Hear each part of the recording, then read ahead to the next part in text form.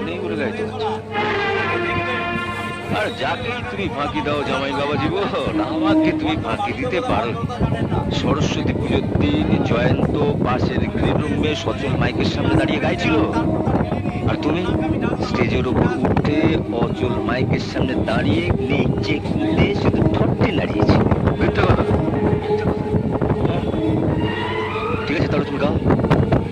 তুমি যদি গাইতে পারো তাহলে এই আমি সবার সামনে 10 হাত